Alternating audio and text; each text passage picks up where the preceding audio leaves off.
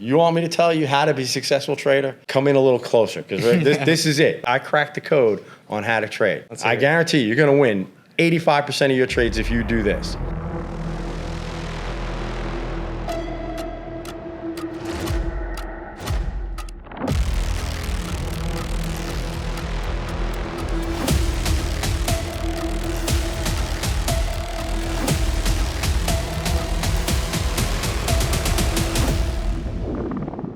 Hi guys, welcome back to the Fun to Trader podcast. I'm joined by Alan. He recently got a $24,000 payout. He's got an amazing story. I'm about to hear it for the first time, so I'm excited.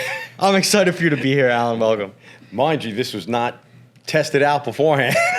No, not at all. But listen, give the people just a bit of an intro, little backstory, where you're from and everything like that. All right, my name is Alan Gold. I'm also known as FX Gold 54.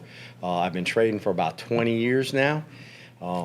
It's what I do. I'm a professional trader, and I just love it. I try and live the lifestyle, which is what everybody should strive for. That's what we're about to get into. So yeah. We were saying before, so you're 56, right? Yep. You're one of the older traders that the oldest one we've had on the pod, for Get sure. Cane. Yeah, for sure. So considering, how old you are, when did you start? Where does the journey start with all this stuff? I started about 20 years ago, and the way I started was really not in a good way. I had a nice nest egg. We were getting ready to retire, in fact, early retirement, and you were like, "Fuck it, let's throw it in." Yeah, throw it in the fire. What happened? Yeah, and then what happened is I had a broker, and when the housing market crashed, basically my nest egg went kaput. Like, he blew the whole freaking thing. So goddamn. Yeah. So not for nothing, and being an arrogant guy that I am, I'm like, well, I could have done that myself. Really. So goddamn. I ended up going to like a seminar or two. It was actually for stocks, about a guy called Bill O'Neill, has a couple of books published, and that kind of developed into a couple other things, where I started looking into Forex, and I started trading Forex, and that was great, because Forex, you don't need a lot of capital to get into. 20 years ago, so that's what, 2003? Yeah. So that's like the inception of Forex, right? Right. Getting access. Forex had been around for a long time, but getting access online to the markets, and I got to tell you, back then there were a lot of good benefits, like brokers guaranteed your fill, so you could place an order, and it was one of the things people used to do. Not the case now. No, not the case now. Now you get slipped. All this market making? Yeah, well, let me tell you, the example is that you can, like, just before news, you can straddle price, and they would guarantee your fill. So you put a buy stop and a sell stop 10 pips above and 10 pips below, and they would guarantee your stop and whatever, like non-farm payroll. So, you can hit that. And they eliminated that real quick. Now you get slipped to the top of the move or the bottom of the move. Yeah. So you can't do that. They want to protect themselves. Well, yeah. But why is that? Like, did the model change for the brokers, or did they just realize they could make more money? Well, I think that's it. They figured out that they can make more money. So how do they do it? They started taking more risk. Well, right. They just slip you. They slip you. Like I said. Wait a minute. I'm not drinking here. What's wrong with that? Yeah, he brought some Pinot. We cracked it open. Yeah, that I wasn't expecting. Yeah, but there were things that were easier. But I can tell you, the whole thing about the market is you have to be able to adapt, because I have a saying, right, where the market does the same thing over and over again, just in a different way. Okay, and that's that's something that you have to understand as a concept, because you do all the research, right? You check out charts, you back test, you do everything you can, and believe me, I spent like tons and tons of time doing that, and you're looking for the exact same setup, and it's just never going to happen, And I have a personality where I'm always looking for perfection and precision. And it took me a long time to realize that I'm never going to get that in the market, because you're never going to be that precise, that precision. I mean, if we could play God mode with the market, it would be great. Right. But you can't. But that's okay also, because you don't need to hit everyone. You don't need to. You don't need to be the first one in. You don't need to be the last one out. You don't have to run 100% of a run. You can take 80%. You can take 60%, 40%, where it's like, hey, the run starts at 30%. You got a good trend going. Let's hop in now. And then so what? We bail out a little early. I can live with that. I do that all the time. How long did it take you though to figure that out? Probably too long. You know what I'm saying? Yeah. Like, but it's easy now, but like thinking about it back then, it's not a perfect game. It can't be perfect, right? Right. That's exactly it. If you take away nothing else, right? It's not a perfect game. You can't be perfect. And the biggest thing about trading, right? Any individual, in my opinion, wants to become the best trader they can be. The first thing they have to do is figure out what's wrong with them. Okay, what's their personality traits that hold them back? Okay, and for me, it was always like, that perfection and that precision, where it's like I'm trying to get in at the very beginning of a move, or I'm trying to hang on till the very end of the move, right? Well, once you break away from that, once you figure out that that's a problem, then you can move on and you can be successful. You mentioned the word easy. I will never mention the word easy and trading together. Mm-hmm. Okay? Because to me, trading is probably the hardest thing that I have ever tried to do. And I'm fairly successful at it. But it takes time, it takes patience, right? Now again, you have to be willing to put in the time. So you said you have 4 accounts right now, funded accounts. 4 funded accounts. What sizes are they? 100,000 each one. 100K accounts. Is there any reason as to why they're 100Ks? It's just easier. It's one less thing to think about. You use trade copiers with them, or no? Okay. I trade them all differently. And what's the strategy with each, if you can share with us? Absolutely. Yeah. Again, I have traded a lot of different ways over time, and there are a lot of ways to do it. Every which way can be done. There's a lot of ways to skin that trading cat. What I do now is I actually trade almost just a daily method, right, where I use the monthly and the weekly to determine direction, and I trade off the daily. If you look at my accounts, a lot of times I take 1 trade a day. So your higher time frame, really high. Yeah. Yep. And I've done it from the opposite way. I was a scalper. I used to scalp, and I think a lot of people when they first get into trading scalp, right? I mean, I used to scalp so much my fingers hurt, right? Right? Get carpal tunnel from this. Yeah. But the problem for me, and again with scalping, is that it's hard to get a positive risk reward. Right, because you have the spread you got to cover. If there's a commission, you got to cover the commission, and then so you got to get plus. You got the slippage. Right, you have the slippage. Yeah. Right, so you got to get the plus. Now again, I don't like to use that word easy in trading, but for me, it's easier than scalping to go to bigger time frames where I can get a 3-to-1 or a 4-to-1 risk reward ratio. And if you do the math, it's amazing how many I'm about to say stupid things you can do, but stupid things you can get away with, by having a great risk reward. I'm saying bad entries, bad trades, Yep. But, you can get away with a lot of things. People don't realize, like, your win rate can be pretty low if you're hitting 4-to-1, 5-to-1. 25%, you're breaking even. Yeah. Anything better than that, you're pocketing it. I feel like it's so hard, though, in the moment when you're, as a human being, losing hurts, right? So it's like if you lose 7 out of 10 trades, that hurts. But then if those 3 out of 10 are 5-to-1s, you could end up positive 5% or something, right? It's like crazy. Yeah, and I don't mean to cut you off, but to your point, you do the back test, right? You back test, and you go, okay, listen, I've got this thing, it's going to hit, say, 40% of the time, right? But I've got a 4-to-1 risk reward ratio. So theoretically, you're saying you're going to hit at every 10 trades, you're going to hit 4 of them, right? Being conservative. I mean, I'm always looking for at least 60%. The problem is the market doesn't look at the statistics that way.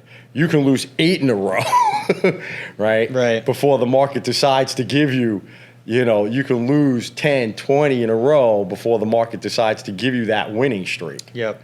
But, I would, again, I got to pause a little bit, right? Because you lose 8 in a row, a lot of people start doubting. well, yeah, you start doubting and you're like, okay, what am I doing wrong? And, whatever it is. And believe me, I've been to the point where it's like, I think I'm never going to ever win a trade again. Right. Right? Like, it's just no way. I just You're can't. deep in the darkness. Yeah, and it's like that. And you have to have that perseverance to let it go, right? And I mean, the beauty about prop trading is that you're not risking a lot of your money, right? I'm risking your money. Yeah. God damn. Well, I did bring the wine. Yeah. Right? Yeah, at least. We'll see about dinner. We'll see about dinner later. Right. But no, hey, I'm pretty consistent these days. We're gonna do the golf thing. I want to do where we play against each other and whoever wins gonna pay for dinner. All right. But we'll see. We'll put it on the line. We'll see who's got what it takes. We'll see what goes on. But yeah, back to trading. So, listen, you're a bit older, right? And like you're saying, prop trading is amazing because you're risking our money at the end of the day, right? Which is great, but there's a lot of people right now that are just like diving into it, right? They're wasting a lot of freaking money. And you're a bit older, and I believe you're in the Discord, right? Yeah. Yeah. So you're in the Discord. You're seeing people people are nuts. You know what I'm saying? Like they're going crazy over this shit. What's some advice for these people? Take a step back. Yeah. Okay. And I get it. I've been there. This is me 20 years down the road. I was 98% of those guys that are on the Discord having the problems now. Find something that works for you at a time that works for you. That's always one of those things that's always kind of intrigued me, because people will be like, just give me a system that's going to work. I'm like, yeah, but if you're not available at that particular time, because, hey, when I started trading, I still had a day job, right? So you got to kind of work around that. You got to kind of factor that in. But, find a system that works for you, test the heck out of it, right? And again, I'm always anxious and a head first guy, demo test it, make sure you're comfortable with it. And then take the money, right? Pay for the evaluation and say to yourself, listen, this is gone. I'm going to pay for, I'm just taking this money, I'm going to throw it out here. And this is just one next step. Okay. This is the cost of doing business. It's the cost of my education in Forex. Okay. And just trust your system. Trust what you back tested, trust the work that you put into it, and run it. And if you did everything, if you did the preparation and you did everything, then you'll end up being okay. I have a 6-monitor gig, right? And I have right between them, right, is wait for the good setup and don't do anything stupid in the meantime. That seems on brand. Right. But the thing is, and I get it, right? Like I used to trade the London session a lot. I don't now, right? But I used to trade the London session a lot. And so I'm getting up here on the East Coast of the United States. I'm getting up 1:30 in the morning. Right, and I'm setting up. I'm looking at my charts. I'm doing this and I'm doing that.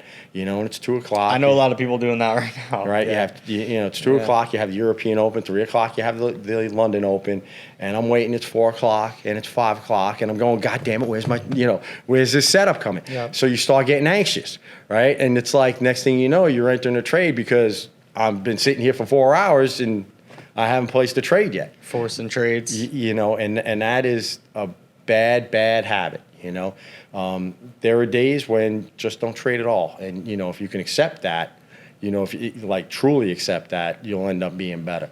Always look at the downside first, as opposed to how much money I can make, how much money can I lose, how am I going to blow it out? What can I do to be more conservative? How can I, because this is, people talk about being consistent as a trader. I talk about survivability, right? You want to survive the market. Well, because the stats are against you. The reality is people know. I mean, literally, the pass rates are, people are passing maybe 10% of the time at most, the challenges, but then getting to a payout is 2%, right? It's really low, right? So the amount of people getting funded, amount of people getting paid out, the amount of people keeping the account more than a month that's even lower. You know what I'm saying? So it's like the stats are against you because this is not an easy thing to do. Not an easy thing to do, you know, and like I said, it's about survivability. I think I've had more than, just going to throw this out there, like probably 15, 20 payouts. I mean, I've been with you guys since the beginning.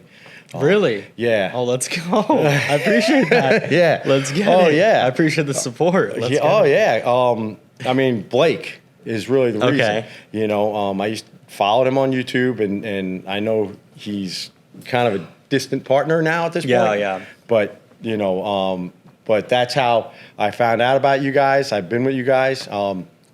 In fact, I think a lot of people came from Blake in the because the reason I liked Blake is because he genuinely cared about the prop trader. He Right. genuinely knew what the hell he was talking about, and that's why I was like, all right, like we need this guy to help steer us in the right direction as to what we should be doing because he knows everything at the time about everything that's going on. Right. So you came in through Blake. Hell yeah. Yeah. I mean, great resource. He was, you know. For sure. I mean, so and all my interactions with him were always positive as well.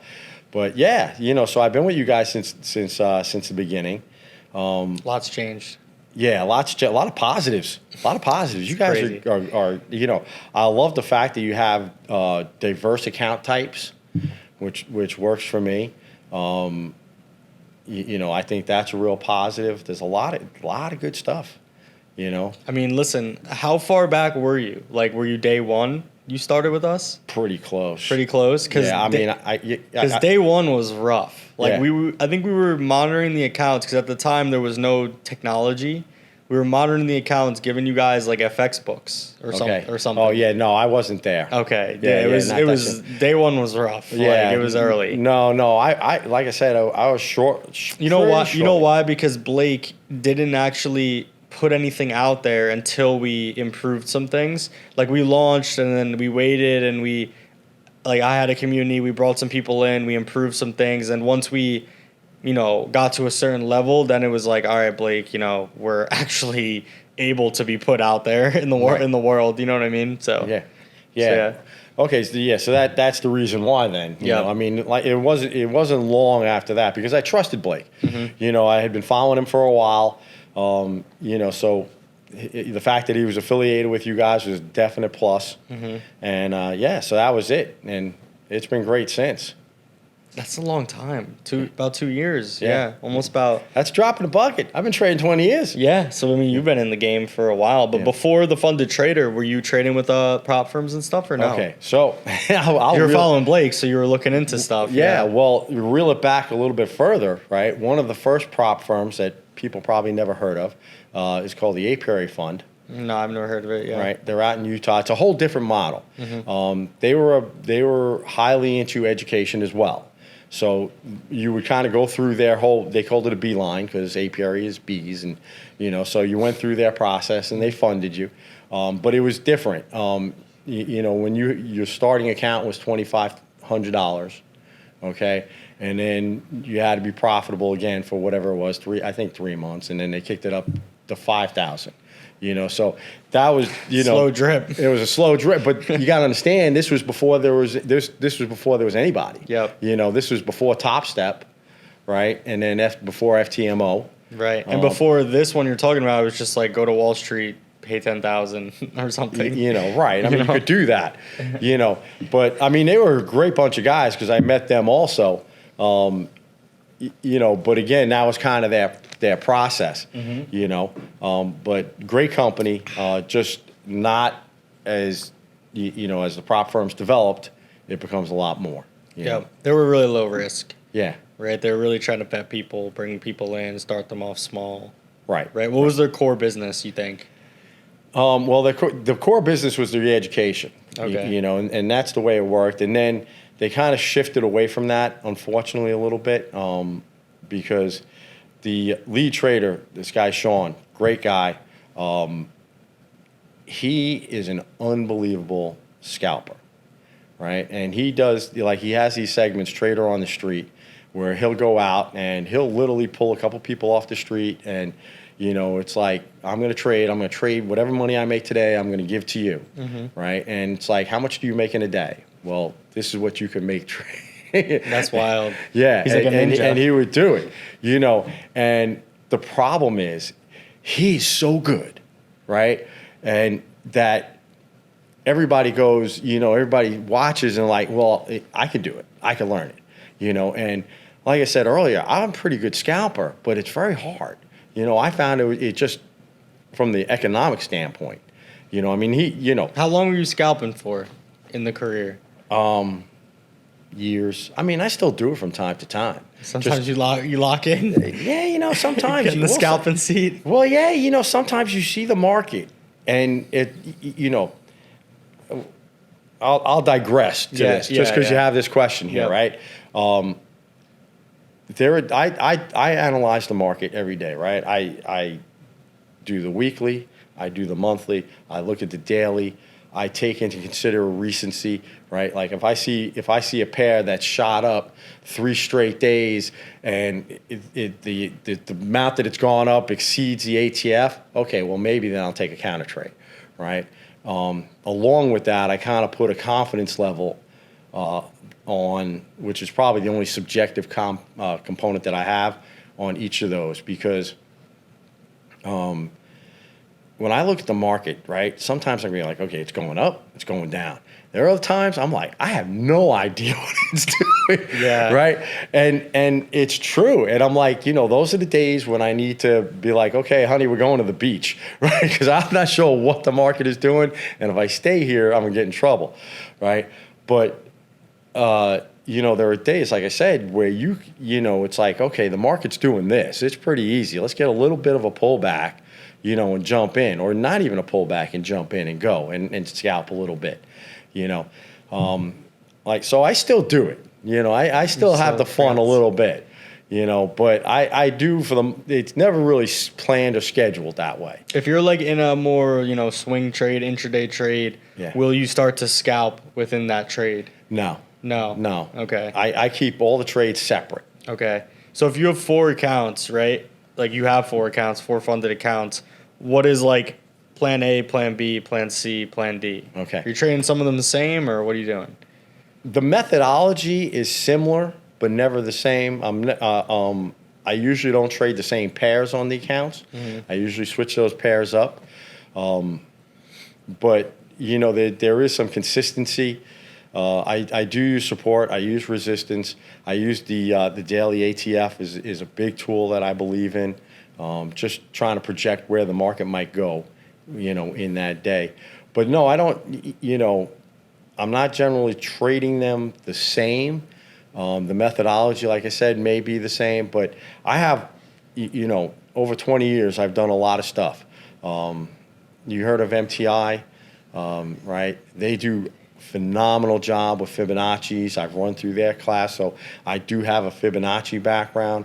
I actually, and I'm not promoting it because I don't sell it anymore, but I did write a book a couple years ago, The Gold Method. Got an author over here. Yeah, well, Let's go. Well, That's I did. I wrote a book called The Gold Method Ichimoku, and it was a great book. I had a trade room that went along with it, and we did very good. It was very good. Is there any correlation between you trading gold and your last name being? No. Well, the name of the book, right? It's a stupid question, but do you trade gold? I do trade gold. Trade gold, yeah.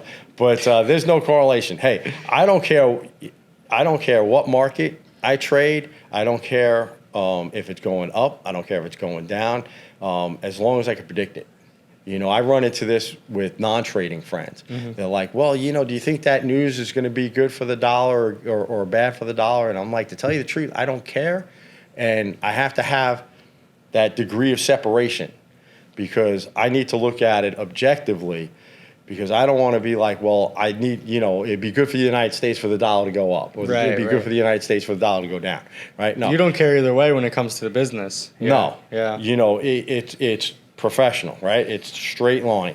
All I care about is if it's going up, is it going down, and can I predict it to some degree of accuracy? That's all I care about. I don't care what currency it is. I don't care what the counter currency is.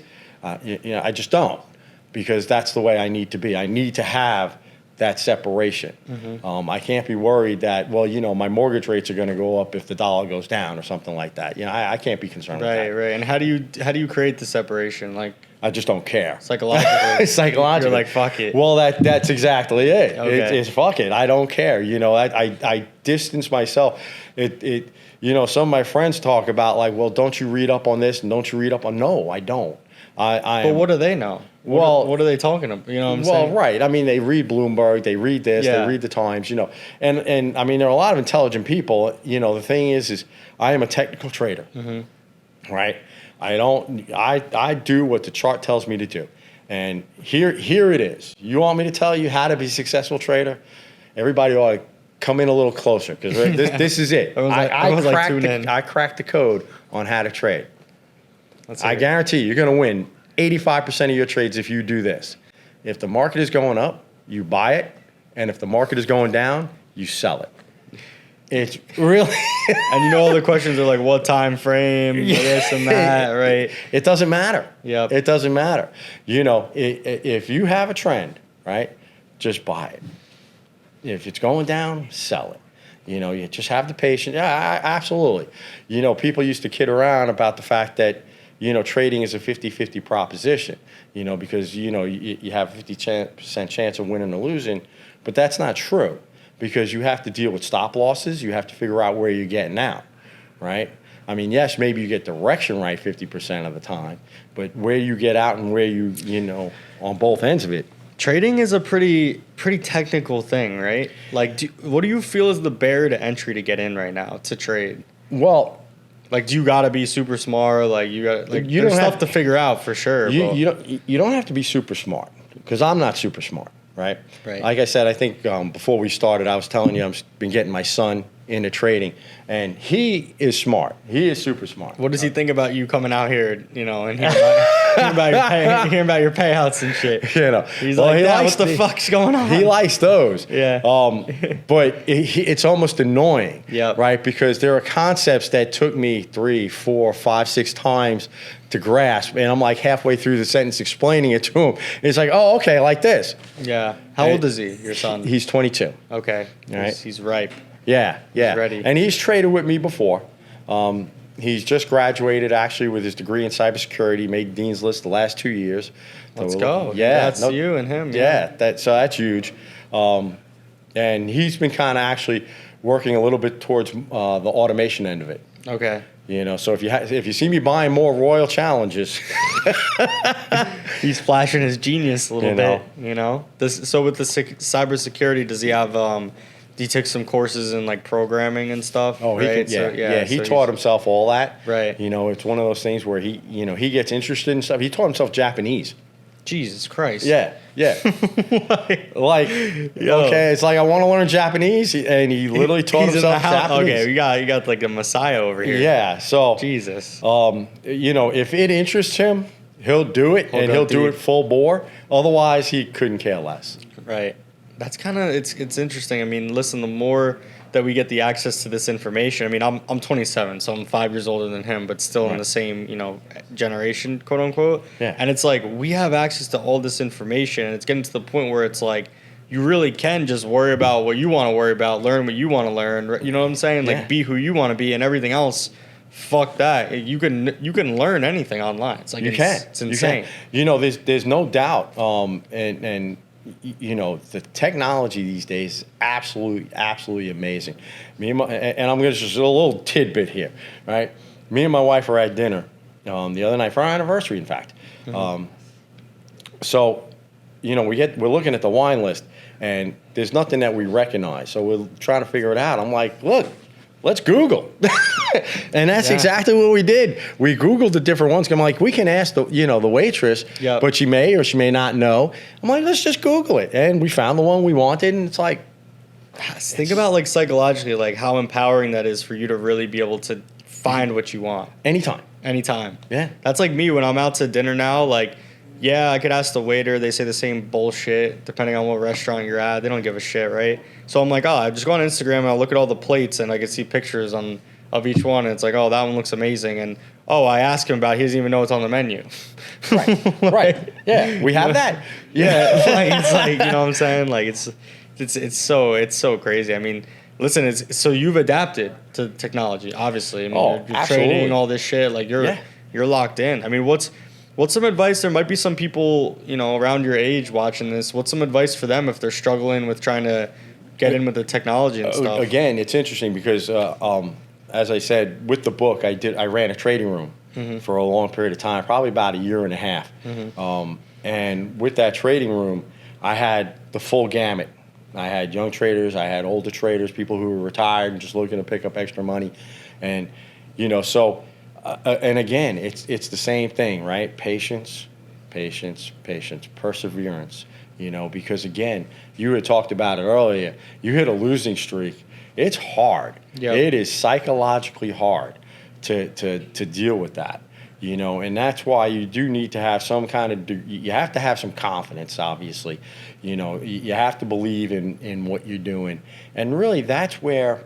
And again, I'm really not the poster child for telling you to demo test stuff, because I don't. I back test stuff out the freaking wazoo. But when it comes, I'm like, okay, I'll back test it and then I'll demo test it for 4 weeks. Well, 4 weeks always becomes 2 weeks, maybe it becomes a week sometimes. And I'm bad that way. Yeah. I'm very bad that way. But realistically, if that was the way to do it that way. I'm telling you, I don't. And so I learned some of the mistakes of my trading systems, by fire. But that's it. Patience, perseverance. You talked about intelligence. This is a skill that anybody can learn, but it does take time. It does take effort, right? I know people get into trading generally for one or two reasons, right? One is the idea is that you can make a lot of money in a short period of time, right, with little to no effort. Well, that's a mistake. Okay, you can make a lot of money. You can make good money. Okay, it's just going to require effort, and it's going to require time, patience. But you can get there. Okay, like I said, I've been trading for 20 years. We didn't talk about this. I've been an independent trader for the last 13 years. Okay, so it's not 20 years to get to that point. It's about 5 to 7. Yep. So and believe me. me. The last last trader that was on here 2 traders ago, he's been trading 11 years. Right. And it took him 5-6 years to get where it's kind of crazy. And then when you get it, you're good, right? It's like you work towards it, right? Because it's like, okay, there are some days when you're starting out, it's like, I just don't get this. I don't get this. And you got to figure out why you don't get it. Like for me, I was always looking for that precision. I was always looking for that exact same setup that occurred when, I was doing all my back testing. Well, it doesn't happen. You're being too particular about everything, yeah. Exactly. Sometimes you just got to hit the button, For sure, yeah. So that's the thing, and just have the perseverance, and you can get there, and I'm telling you, it's a beautiful lifestyle. I know we were talking earlier. Last weekend I was up in New York. This whole past week I was down in Key West. I know I sent you a couple pictures, where we're just, drinking mimosas, and I got the laptop over there, and the trade, I just check the trades. I don't trade after I've been drinking or before I've been drinking, Yeah. Well, but yeah, that's another benefit of being more of a swing trader. Yep. Is that it frees up a lot of your time. A lot of your time, yeah. Walk us through like a normal day for you, trading and whatnot. Okay. Well, trading the higher time frames, right? Gives you a benefit, right? Because the monthly doesn't change much. The weekly doesn't change much. So day to day, what I'm looking at is what just happened in the market today, right? The market, let's just take euro dollar. Did euro dollar go up? Did euro dollar go down? How does that plan play into the trend? Because it's been going up, right? So it's coming down a little bit today, maybe. Okay, is that going to affect it? Can I find a level of support that I can maybe go into tomorrow, right? So I do more time analyzing the market than I do actually trading, because once I have the direction, I can find support, I can find resistance, and as I was saying earlier, I use the daily ATR for my targets, right? Because I'm looking for support and resistance, but I'm looking for levels inside the daily ATR because it's kind of, yes, I want to buy it and I want it to go to the moon, right? Yeah, so but all of us. Right, but the daily ATR on euro dollar right now is like 89 or something like that. So for me to expect it to go 150 pips is unrealistic. So I'm using a target that's inside that ATR. So I'm looking for a resistance level inside that ATR. So I'll take the trade, right? In particular instance, I'm like, okay, I'm going to go long. Where's the best place? Do I need to have a perfect entry? I don't care about perfect entries anymore. This is where I'm going to go in, roughly. This is where I'm going to get out on the good side. This is where I'm getting out on the bad side. Is it okay? As far as risk reward goes, if it is, I'm going to go. I'll put the trade on. I'll put some alerts on sometimes, and I go to bed. And that's it. I have my trades on usually like 8, 9 o'clock, 10 o'clock sometimes, and that's it. Once the Asian session gets going a little bit and spreads come down, normalize a little bit, I get the trades in, and then that's it. I can go to bed. You have like a little routine. You wake up, you get a coffee, you check the trades, whatever. I check the trades, Well, I have the stop. I'm very good. I check the stop, and what will happen is a lot of times is like I'll wake up, I don't sleep much, but I can wake up say 7, 8 o'clock in the morning, 9 o'clock, and this happened last week where like literally I had an 80 pip profit target, and of course what happens, right? The good thing is the price went in my direction, and then it stalls out, right? Right. What do you do when that happens? Right. I close the trade. Okay. I close the trade because there's no, you think about it. And it's like, okay, come on. But, it stalls out, and now it's going sideways, right? Yep. So now, in my personal opinion... You're not doubling down? I'm not doubling down. Not doubling down. I don't do that, But I close the trade out at 70 pips. What do I? 65, 70 pips. If I'm looking for 80 and I close it at 65, 70, I'm good. I'm great. You're winning. That's money in the bank. Yeah. And, that's how I end up on Angelo's podcast. That's it. Literally, that's how you end up here. Well, yeah. Going back to it's like prop trading. So you started with that one firm. Did you ever get into like FTMO? Any I of did. These other ones? Okay. I did. Do you still trade with like multiple? I do. Okay. I have. Let's hear it. Which ones are you trading with and stuff? Yeah. I have a couple accounts with FTMO, and I also have a couple accounts with my Forex funds. Okay. Yep. Top two, yeah. Yeah. Let's go. And that. What do you like about each of them? Like each of those? Well, firms? FTMO is it's really just the long-standing reputation, right? It's like important. It is. It really is. There's no doubt, and it's funny because I talked to my son about it, and he's like, "Well, how do you rank them?" I'm like, it's very hard because I have TFT, I have MFF, and I have FTMO. And you guys are all right there really for almost different reasons, right? I love the flexibility. You guys, I have standard accounts and I have royal accounts, right? Because I love the flexibility with the fact that there are different things that I can do. The standard account, you end up with a bigger drawdown, right? So that kind of gives me a lot of. I like room. I like room to operate. Drawdown makes a big difference. It does. It does. So that's nice. I mean, I don't mind the 10% profit target because I can get to the 10% profit target, right? The Royal account has the benefits of the EAs, right? Because now you can have EAs. No rules, no limits, right? Yeah, it's open ended. Right. Yeah. So that's all good. So that's why I like those accounts. And again, the diversity. And you guys have a great community. With Discord, I know you guys do a lot of stuff that I unfortunately I don't involve myself with. I'm more of a spectator. Yeah, it's all good. It's for the people, the giveaways, all this shit, the competition. Well, yeah, that's great. Oh, and I love your promos. Well, listen, as someone, we'll get an FTMO in a minute, but like as someone who traded on FTMO, that was one of the things. I'm just like, these guys never run promos. They never run promos. Christmas. Christmas, yeah. So it's like, how do we, gain an edge? And it's like, give the promos. There's room to go. And again, the only reason, right? Again, you're splitting hairs, right? The only reason I put FTMO in a tie. Really, FTMO should come down a notch, but it's just the longevity and the reputation. You got, I mean, I have means never a lot. had, you know, and it means a lot. And you guys are there. You know, I mean, it's not, you know. You want some? Yeah, why not? I mean, being 2 years Thanks. old now, but FTMO is what, 10 years 10, old? right. You know what I'm saying? So, listen, I mean, they piloted this whole thing at the end of the day. So, Well, exactly. Cheers. Cheers to piss warm wine. We were out of ice cubes. Next time I got to bring cold. No, you got to drink some. I got some ice cubes. Drink some first, and then Yeah. Here, you can put your ice cube in. There's one in there. Is this like your favorite bottle or something? My wife. Yeah. She picked it out.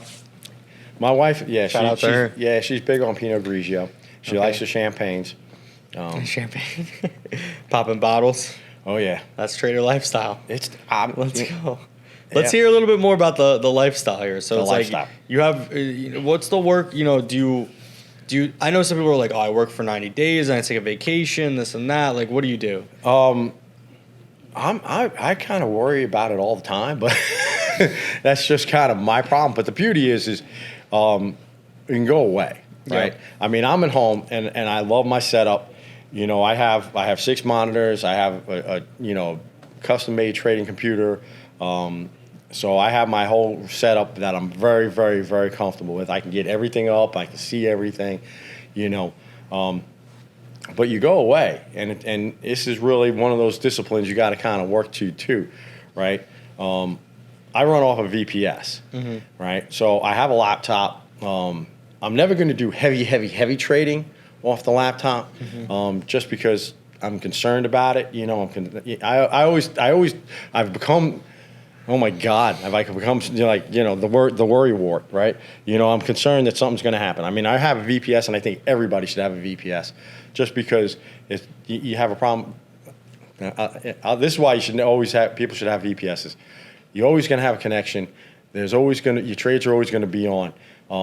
Go back 10 years, right?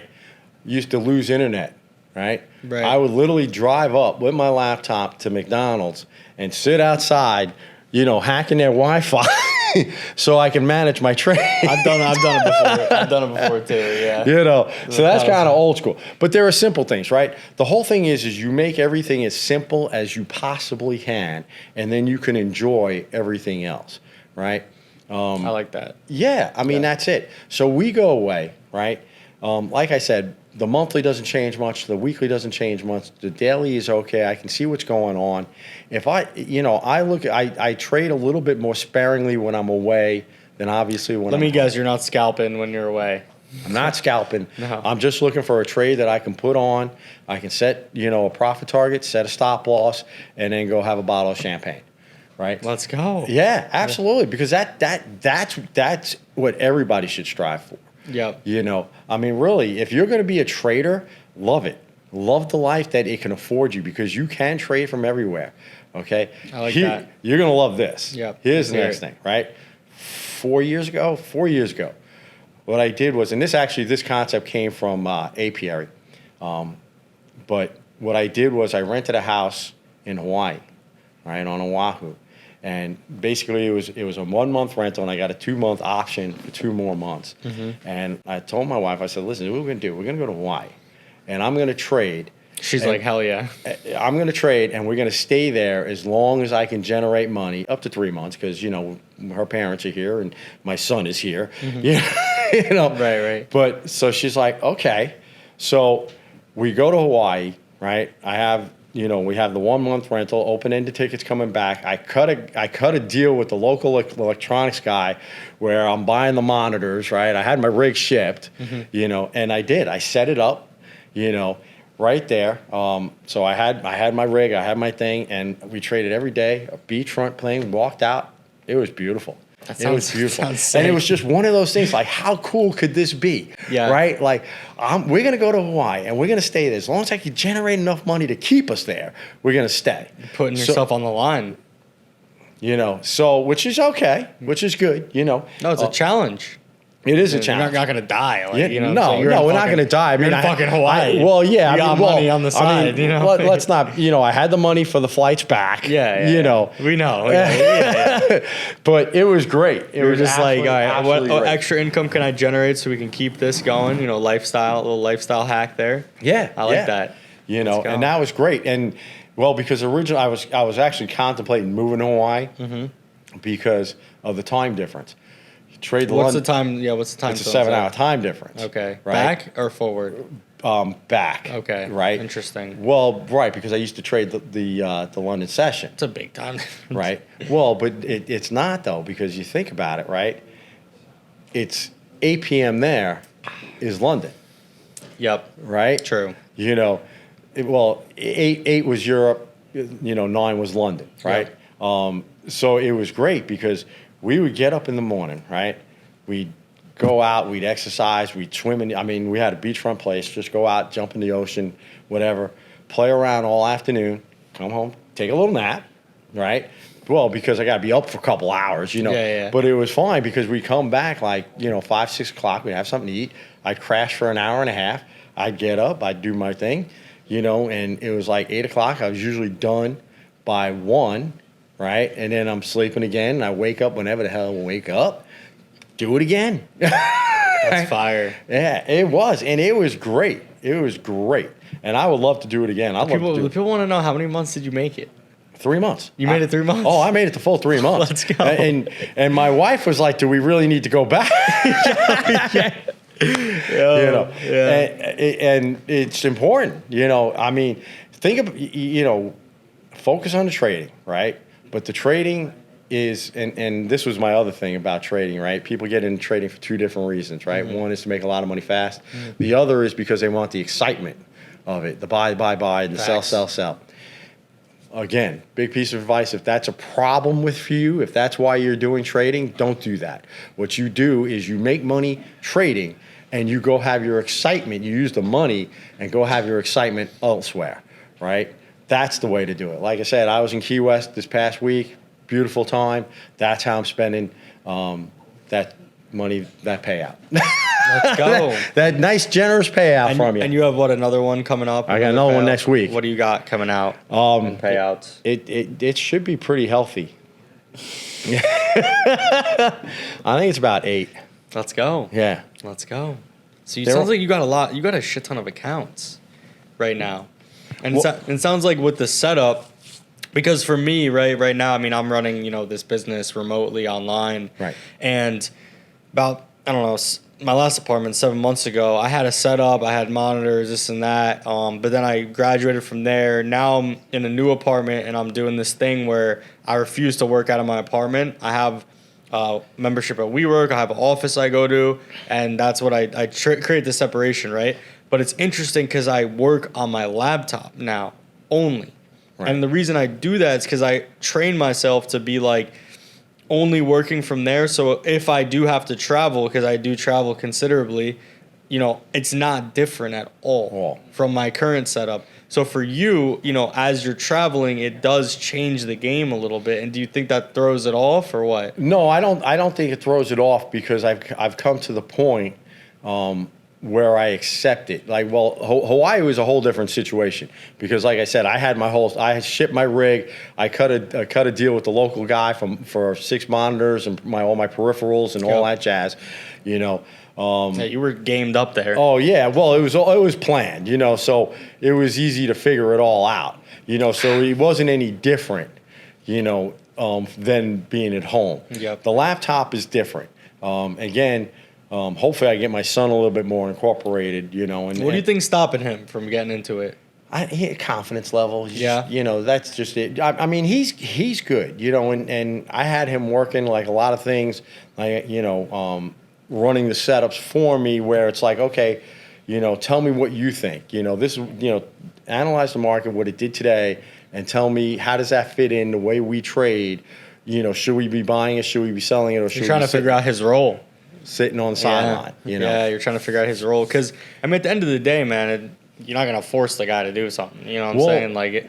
It is what it is. But you should lead him to potentially find a lane that he enjoys, because it's all about what is he going to enjoy. You know Well, what I'm saying? he does enjoy it, and he always talks about the automation. The joke with him is he wants to automate the automation, right? Right? It's so funny. Well, Right. because he has this whole chart Right. of like if it takes you, 2 hours to do a task each day, you can spend 15 hours and automate it or something Yeah. like that. Where it's like Oh, he's thinking like that. Oh, he Yeah. thinks grand scale. Yeah. It's funny you bring that up because listen, everyone's at different levels of intellect, right? And at the end of the day, I've proven to myself, my family, like you've proven that, like, you don't need to be the smartest guy in the fucking room to make a lot of fucking money. I'll tell you, I am not the smartest guy. Like- I'll give Like- myself. I'm reasonably intelligent. Definitely not the But smartest. that guy. being said, one of my biggest skills is knowing who to rely on to get the work done, right? And delegating, right? Who do I need to delegate tasks to? Like, I can't, to your son's point, like, I can't spend 15 hours trying to figure something fucking out. You got to find someone who can, or figure Right. out an application or this or that or a software. So yeah, it's just, for him, I think that there's so much opportunity. You know what I'm saying? So you just got to get him into the mindset that it's like, find what you like, find what you're good at, and just keep And fucking do it. going. Yeah. Well, hey, my fascination with the market is just that. I looked at charts, and it was always fascinating to me to try and figure it out. Can I figure out? This is what it's doing. Are you competitive? Oh yeah. Yeah. Did you play sports when you were Yeah. younger? Yeah. What Yeah. sports? You play? Football, rugby. Football, rugby. But rugby is that popular in Florida? Rugby or you're from Queens though? You said, right? Yeah. I Originally. grew up in Queens. Okay. The rugby actually happened later in life. Okay. Because Rugby seems fun. rugby's Yeah. a lot of fun. But I played it later in life. Law school. It was kind of funny because we tried forming a team, a football team. Mm-hmm. When we got to law school, my year had a decent amount of athletes, right? Mm-hmm. And we played intramurals once, and we just like wiped out the undergrads, literally with half the people, because we were in classes and stuff like that, because our class schedule was different, and so we literally wiped them out like in a half. It was ridiculous. So they wouldn't change this after that. They wouldn't change the schedule for us, so we couldn't do that anymore. And there were a couple of guys who had played rugby in undergrad, so we ended up forming a rugby club. And we used to play other professional teams, professional schools like Columbia Physicians and Surgeons, Bridgeport. There were a whole slew of them that we used to play. So. Why do you think in rugby there's not as much injuries as like football, like American football? That's a hard question because there's no equipment. Yeah, because You there's would like think. less. Yeah, you would think there'd be more, but it's kind of like since there's less, people are more careful. Or I don't think whatever. anybody's more careful. Believe That's me, what I'm I saying, can, like, I can why? show you the scars on my knees, and my shoulders are never going to be the same. Yeah, it's pretty intense. It is. Hey, You know what I'm saying? Like, I grew up playing a lot of football. I played football when I was younger. All the people watched probably, oh, Angelo's so fucking small. I played running back. I was running back. I was just really fucking fast. But I was a high school legend. Right. Not like, and I'm joking by saying that, but like, I just played in high school. But when I was younger, we loved to play like backyard football, and just tackle all that. Right. That shit fucking can hurt. oh yeah. Hey, I'm from Queens. We're running. It's like run to the Pontiac and do a post, right? Right. I mean, we played on the street, Concrete jungle. Yeah. So You know that what I'm was saying? always good. But I love the sports. I always love the competitiveness of it. I got into the rugby later in life. Never ever. So later in life, like, Look at- what, you go to law school late? Yeah, I went. Well, Okay. no, it wasn't late. It was Let's hear after it. college. Okay. Fair enough. I you act did. like you went to law school when you're like 40 years old. Well, right. I mean, what Yeah. happened was, okay, now Let's you hear get, it. Let's now hear it. you get the full story, right? So I went to law school, played rugby, graduated law school, still played rugby. Okay. Worked for a firm for a couple of years, left, opened up. Well, I split, became a partner, split, created my own firm. Just because, again, you talk about the competitive nature and, myself. I never went to law school to work for somebody else. I always knew that I would end up on my own. Mm-hmm. So that's what I did. I built a very, very successful practice, which was going to allow What type of law? Business law, corporate law? What personal injury. So I'm the proverbial ambulance chaser, right? But well, I was very good at it though. Yep. You know, I did a lot of trials. I was very good. I was very respected in that field. And I used to be able to walk me through, like, all right, so you did a lot of trials, right? Yeah. So walk me, that's like competing. You know what I'm saying? Like Absolutely. you're going to trial, you're getting Absolutely. ready, you go in front of a judge, like you're pitching your case, like Absolutely. walk me through like the mentality to either get ready for that or like what did it feel like, you know? Well, Because you want to win. You always got to win. You know what I'm saying? It's all about winning. Oh, let's go. It's all about winning. You know, the backstory is, right, when I started working for a firm, I knew I wanted to do trials, right? Because trials is really the pinnacle of the profession in my opinion, right? Doing trial work. And so every case, I was fortunate enough to be in a firm where nobody else wanted to do the trials. So I was able to do the trials. I mean, the first one they gave me was a dog that I shouldn't have won, and I ended up with a 50% verdict, you know, which turned out great. It's a big win. Well, yeah, when you're not supposed to, right? Yeah. Right? So that gave the lead partner a little bit more confidence in me, so he started feeding me more cases, especially since nobody else wanted to do the trials, right? Because, you know, it's 20-hour days, right? And, I mean, to me, I just loved it. I just loved it. It's like addictive, you know? No doubt. I feel like, I feel the same. It's, you know, it's a thrill. It is. And so I learned my trial experience. I built a reputation. And so then I opened up my own practice and I did a lot of trial work. And again, it was awesome. It was just the pinnacle of my profession. And, you know, I was known as the guy who could turn a $100,000 case into a $300,000 case. You know, I tripled whatever the value of the case was. That was a damn good reputation that I got, right? And also trying the case, because that came into play too, because judges knew me and they knew that I wanted to try the case, you know. So if the other side didn't come up with the money, right, the judge would tell me, like, listen, you don't understand. This guy's going to try the case. Right. He's like, well, you know, we're only $50,000 apart. It's like, no, you don't understand. He'll try the case. You're like a shark. He don't care. Right. Well, you know, it was a benefit because I made that reputation while I was working for a firm with somebody else's cases as opposed to when I was working my own cases. Yep. So you had that positive reputation. Even when the judges know it, it's like, okay, hey, you know, we're going to try and push and get something done because otherwise this guy is going to go the distance with it. That's a scary guy to be up against. You know, yeah. Situation. You know, when you're like, hey, I don't care. You know, either meet my number or we're going. So that was great. I built up a healthy practice. I was able to build up a nice nest egg. Like I said, we were literally retired. We bought this property down in Florida, right? My wife bought it. Here's the good story too, right? We're moving from the South Shore of Long Island to the North Shore of Long Island. Well, my wife comes down to visit her parents who are down here, and she finds this development in Vero Beach, and she basically buys us a piece of mud, right? And it's the funniest thing, right? Because did you have to pay cash for it? I don't think we didn't pay cash for it. You got the financing. Yeah, we got the financing. Okay. That wasn't a problem. Oh yeah, we got the financing. I wasn't sure because I'm like, I've heard like lots you got to pay cash and. Oh yeah, no. It was an up and coming development. It was great development, but it was mud, right? I mean, you know, especially the day she went because it was all wet and like she comes back and she's like, look, I found our new home. All right, and you know, it was funny because the joke is that she bought it. She set it up, and next thing I knew, my stuff was in, you know, an A1 Atlas van going down I-95.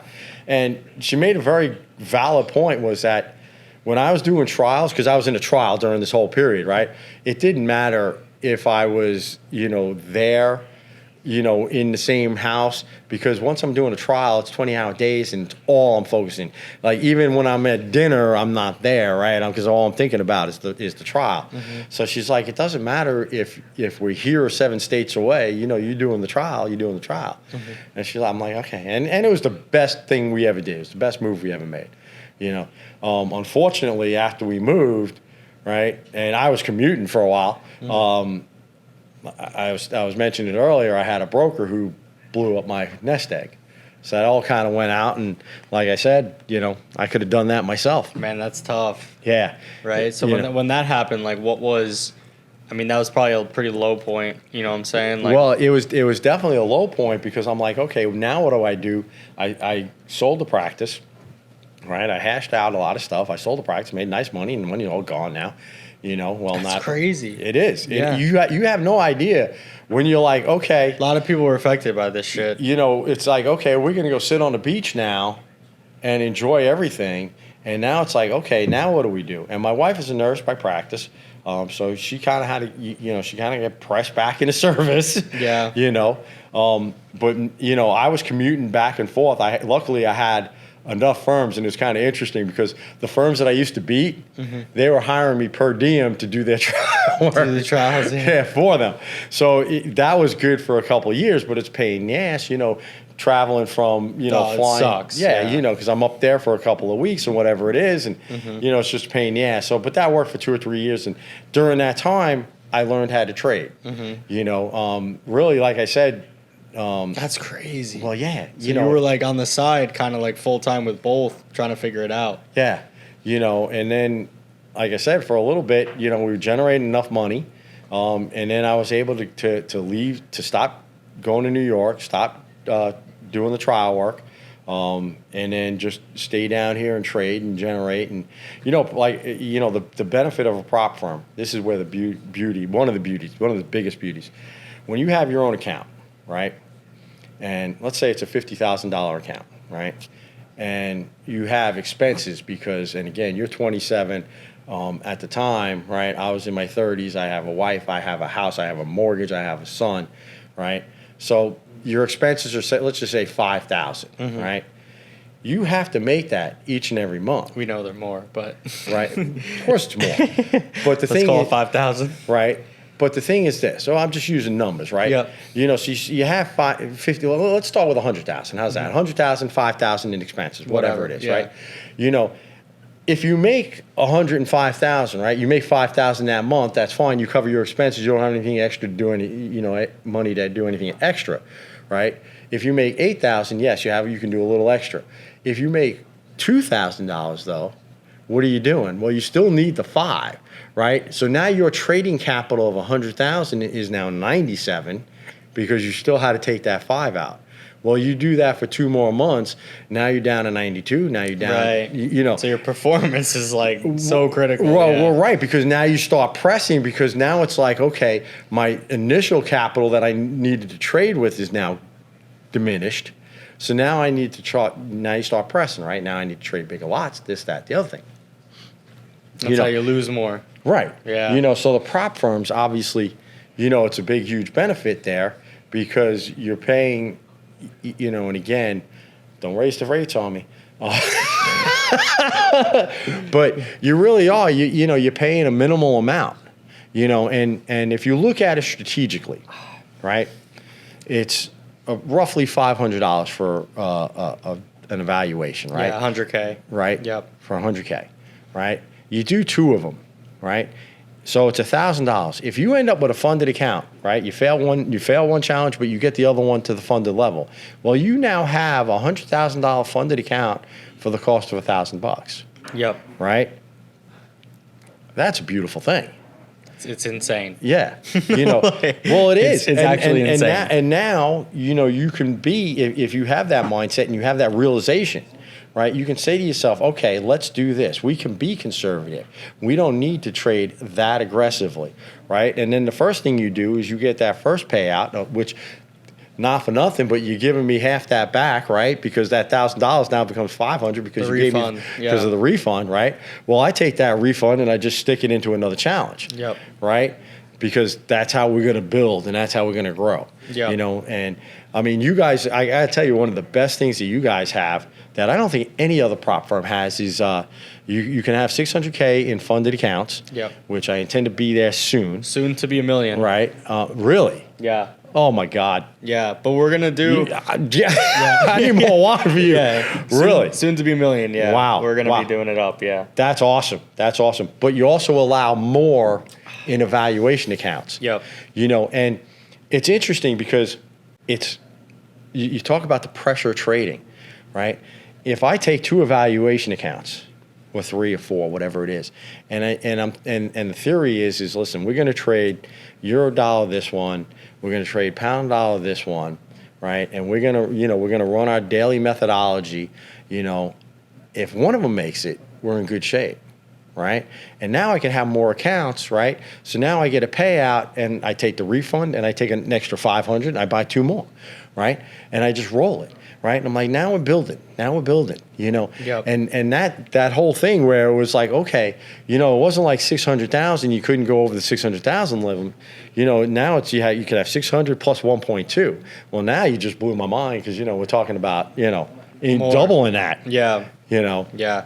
No, listen, I mean, I think that it's clear to me. I mean, the opportunity is insane with the prop firms. At the end of the day, everyone complains about, there's so many people failing, and are we taking all the trades? And, we've mentioned this many times. It's impossible for us to A-book all the trades. At the end of the day, if we were to A-book all the trades, the company would be, it wouldn't make money at the end of the day. Well, I understand. It's difficult. I understand that. I understand that also, right? I mean, everybody's side, this is a business, right? And the people that don't realize that and again, it takes a while. You got to get. You know what makes a great business?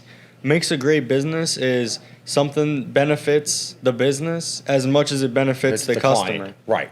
That's Absolutely. the beauty of this business. Yeah. You know what I'm saying? And if there was not even, like, in the event that there was very little trading going on, it still benefits the client. But at the same time, there is unlimited potential for the firm. There really is, because the data. Yeah. If you have the right people to do the analysis, to make the decisions, to strategically take the trades a certain way, if you can automate it. What we've realized is discretionarily putting people on A and B book doesn't work. It needs to be systematic. That's what we've realized. And it's a gold mine at the end of the day. It really is. I understand how prop firms work, and I understand the business side of it, believe me. It's always interesting with traders. And I'm not calling, if you want to do this right, you got to be committed. You got to put in the time. You got to put in the perseverance, right? Trades are never always going to go your way. There are a lot of times where you get slipped, right? You put in a trade, it's like, okay, look, here's a nice level, boom, and you get crazy slippage, right? Yeah. And I've dealt, I've been around before the prop firms, right? So I've dealt with broker slippage. I've dealt with a lot of stuff, but you have to adapt, and this is what the circumstances are, right? Deal with what you can control. I can control when I get in a trade. I can control when I get out of a trade, right? I can control whether or not I'm even trading that day, because there are days when I don't know what the market is doing. I really don't. I look at it and I'm going, I have no idea. Like it's day one, like a deer in the headlights. Day one, I cannot tell you is the market going up, is the market going down. Like I said, just don't trade. Just think about if you're early on, like you're a beginner, and you're thinking you're gonna just somehow figure it all out. Like you got to realize you're 20 years deep, and it's still. Still learning. It's still learning. Still learning. Literally, it's still learning. Yeah. This isn't. This is not. Goes to that point where everybody thinks they want to make a lot of money instantaneously. Not going to happen. But if you put the time, you put the effort in, and you have the perseverance, you can do it. It just takes time. And again, I know I said this earlier. Like I don't even know where to look here. I'm hoping everybody's been getting me. I know we got 3 cameras, but no, you're good. You're good. The biggest impediment to my trading personally was my own personal flaws, right? And I imagine everybody has whatever it is, that screws them up, Like I said, I always look for precision. I always look for perfection. I want to get in at this exact, 5-digit pip, right? Level, yeah. Right? No, don't care about that no more. Don't care about that no more. I'm going to get in here. I'm going to get in. I'm going to get out here. I'm going to on the losing side. I'm going to get out here. Okay. Well, look, listen, not making it. all right, I got, I'm 90% there. I'll close the trade. I'm done. I was reading this book earlier today, and Not the gold method each no, it was not. It was not the gold method. But listen, if you guys want a copy of that, reach out to this man. But no, I was reading this book, and it was saying that it was interesting. It was saying that when you have these like bad habits and shit, and instead of getting so frustrated about the habit, it's like try to understand why you're being irritated by that situation. So like for you, it's like, all right, I'm trying to be perfectionist. I'm trying to get the best entry. I'm trying to be precise. But like what in your life, and this is probably what you had to go through, like what in your life is causing you to be this perfectionist? You know what I'm saying? Like something personal is what's causing it. And that people got to realize, like, you got to dig into your personal baggage and insecurities and not solve them, you know what I'm saying? But you got to get more information. And then after that, you can start to unlock new levels. That's what really held me back in business and trading. And once I started figuring out my insecurities and why they were there and how to overcome them, that's when like the floodgates started opening. Right. You know what I'm saying? I know exactly what you're saying because, again, you understand yourself, you know what to do, right? I mean, it goes back to the competitive nature, right? I never, ever, ever wanted to lose. Nothing. It didn't matter what it was, And so losing a trade would just drive me nuts, right? I mean, I would be beside myself, because I lost a trade. Beat yourself up, be a critic. Yeah, and unfortunately that kind of, reflects in other things, right? I mean, you talk about revenge trading, so now you start revenge trading, you got to get out of that habit. And I'll tell you another, it's a quirk, whatever it is. I'm like a contrarian, I think, by nature, right? I see the market going up and my instinct is to sell it, right? Or I see it going down and my instinct is to buy it. And I have no idea. And I'm telling you, this probably took me 2-3 years of blowing money, right? To figure out, no, it's the other way around, right? There's the whole quote from Mike Tyson, right? It's like everybody's got a plan until you get punched in the face. Yep. Okay? The market is never wrong, right? The market is never wrong. You're wrong, right? If you learn to follow the market, take a step back, this is what, hey, look at that. It's going up. It's going up. It's going up. Buy it. It's going down. It's going down. Sell it, right? Just do what the market wants to do, right? Don't try to outsmart it. I've tried. I've lost. It's not worth it. And believe me, you could shave years off. Like I said, it took me about 7 years to become a professional trader where I was completely reliant on trading for my income. You can cut that down 3 or 4 if you take a good look at yourself and get rid of your bad habits and, like you said, find out what causes them and, not saying that you can solve them, right? But if you can work around them and acknowledge them, right? Yep. It's so because it's like, I said, right? The market's going up. It's like buy button.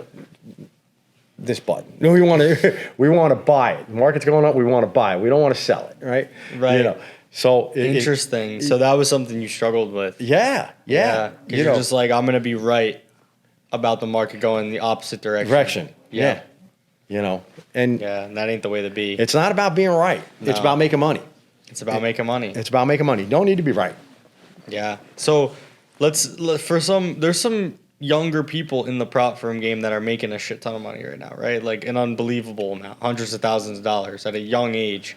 What is some advice for them? I mean, you've gone through, you blew the nest egg, right? You've gone through some ups and downs in your life. Like, what's some advice for these people? Diversify it, scale it.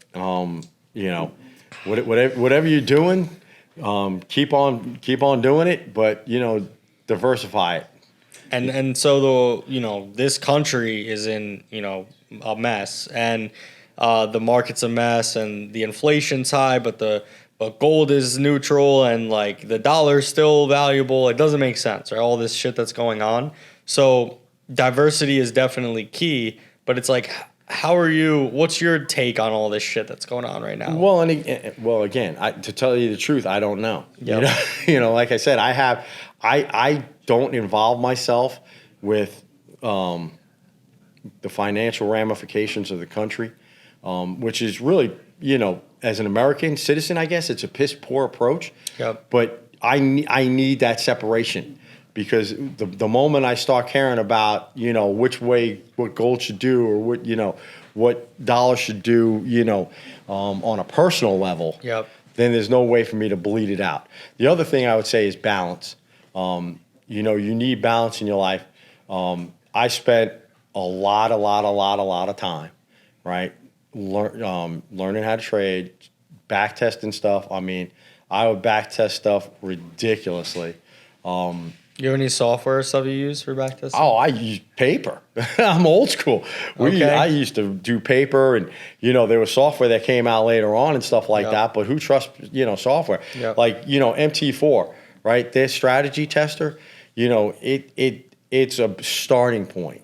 Yep. Not something to be relied upon. You have right. You can run stuff through and you can change things. And the other thing is with anything, it's always when you start. Right?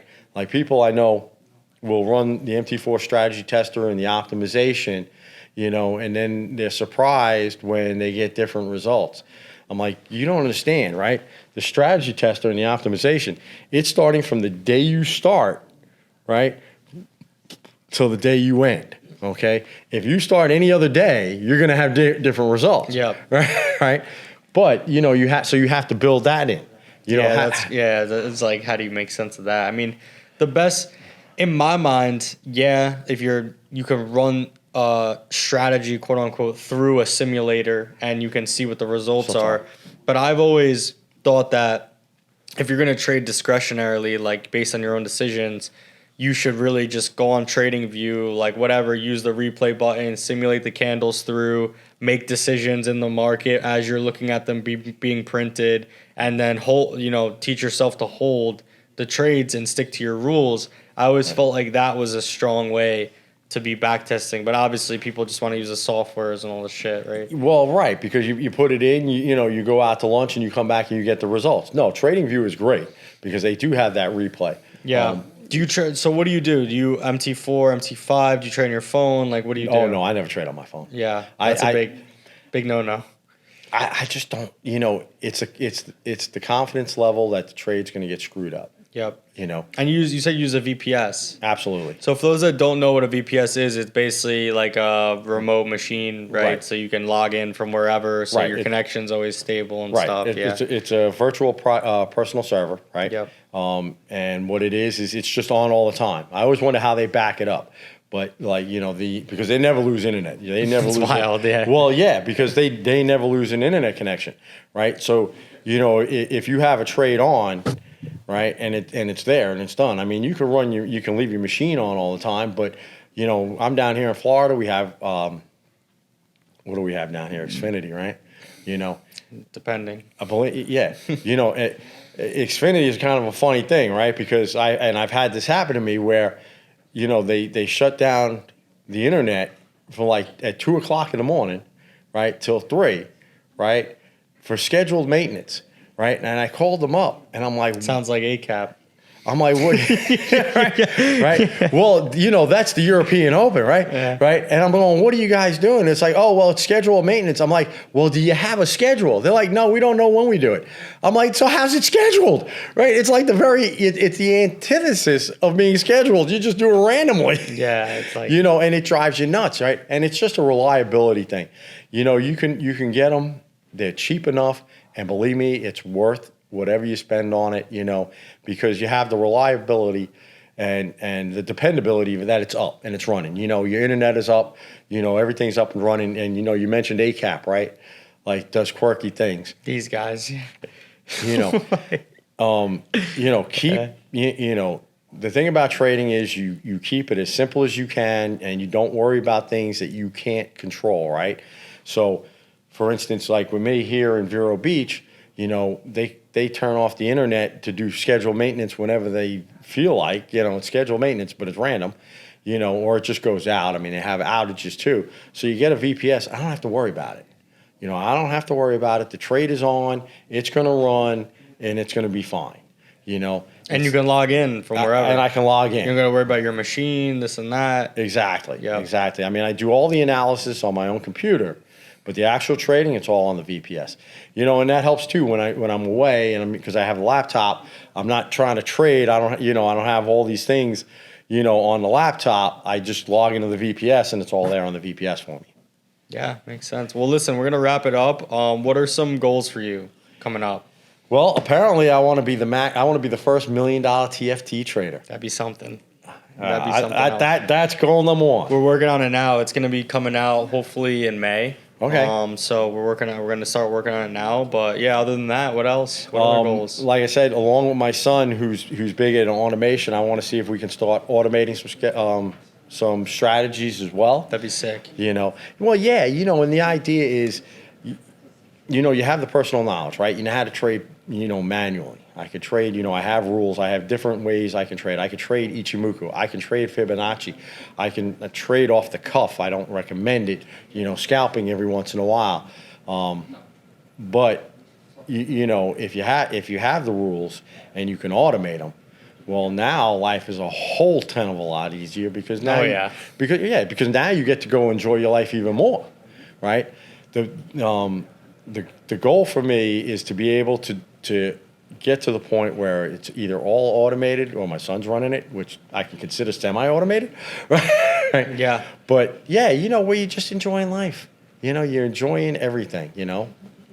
That's the goal. That's the ultimate. Well, listen, goal. you're down here. You're in Florida. You're wearing the sunny shirt and everything. And, Absolutely. Let's head out to you. But let's get out of here. Thanks for being on the pod. Thanks everyone for listening. Hey, Angelo, thank you for setting this up. I really appreciate the opportunity. Yeah. Hell yeah. Let's Boom. go.